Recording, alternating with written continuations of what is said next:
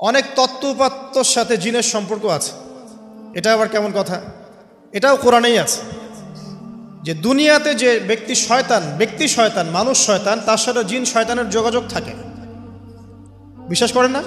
দুনিয়াতে যে ব্যক্তি মানুষ শয়তান, তার সাথে জিন শয়তানের যোগাযোগ থাকে। একটা হাদিসে এমনও পড়েছিলাম আমরা স্টুডেন্ট লাইফে, আল্লাহ রাব্বুল আলামিন যখন কোনো আদেশ নাজিল করেন তখন ফেরেশতারা সেটা নিয়ে ডিসকাস করতে থাকেন আসমানে, এবং জিন জাতি প্রথম আসমানের কিনারা পর্যন্ত পৌঁছে যায় এবং সেখানে গিয়ে কানে শ্রবণ করার চেষ্টা করে কি নিয়ে আলোচনা করা হচ্ছে। যদি কোনো একটা সংবাদ তাদের কান পর্যন্ত চলে আসে, তাদেরকে বিতাড়িত করার জন্য আল্লাহ রাব্বুল আলামিন উল্কাপিণ্ড ছোড়েন।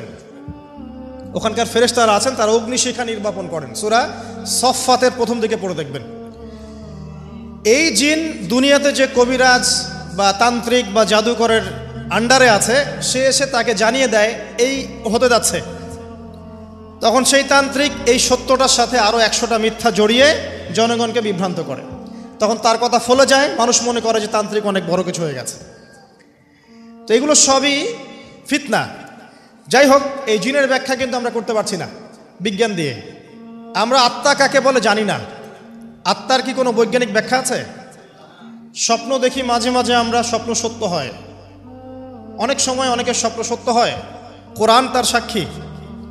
অনেক সময় অমুসলিমের স্বপ্ন সত্যি হতে পারে, কোরআন তার সাক্ষী। ইউসুফ আলাইহিস সালাম জেলখানায়, মনে আছে?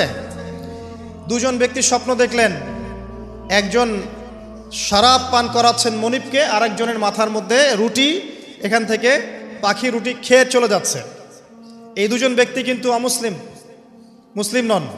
তারপরে ইউসুফ আলাইহিস সালাম বললেন, একজন নিষ্কৃতি পাবে এবং তার মালিককে সে শরাব পরিবেশন করবে, সে মুক্ত হয়ে যাবে সামনেই, অচিরেই। আরেকজন ব্যক্তি তোমাকে শুলদণ্ড দেওয়া হবে, তোমার মাথার মধ্যে যে মগজ আছে এটা পাখি এসে খেয়ে ফেলবে। কুদি আল-আমর, এটা হয়ে গেছে, এটা আল্লাহর পক্ষ থেকে ফয়সালা। তাহলে এই স্বপ্ন মিথ্যা ছিল না সত্য? তো এই স্বপ্ন